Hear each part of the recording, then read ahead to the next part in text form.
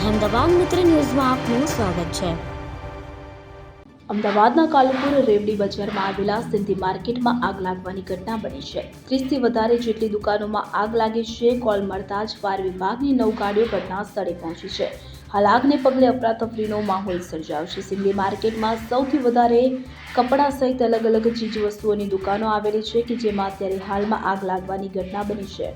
Fire બ્રિગેડની team ચારેય બાજુથી પાણીનો મારો ચલાવી આગને કાબૂમાં લેવા પ્રયાસ કરી રહી છે।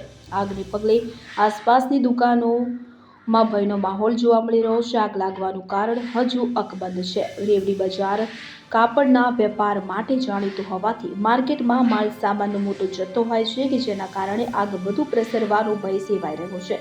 આગ કેવી રીતે લાગી તે તપાસનો વિષય છે। રાહતની વાત એ છે કે આ દુર્ઘટનામાં હાલ સુધી કોઈ જાનહાનિના સમાચાર પ્રાપ્ત થયા નથી। જોકે પ્લાસ્ટિકની દુકાનોમાં લાગેલી આગને કારણે મોટા પ્રમાણમાં આર્થિક નુકસાન થવાની ભીતિ સેવાઈ રહી છે। આગ લાગવાનું ચોક્કસ કારણ હજુ સુધી અકબંધ છે, પરંતુ પ્રાથમિક દ્રષ્ટિએ શોર્ટ સર્કિટથી આગ લાગી હોવાની શંકા વ્યક્ત કરવામાં આવી રહી છે। અહેમદાબાદ મિત્ર ન્યૂઝની યુટ્યુબ ચેનલને સબસ્ક્રાઇબ કરો અને બેલ આઇકોન જરૂરથી દબાવો, જેથી દરેક મહત્વના વિડીયોની નોટિફિકેશન તમને મળતી રહે।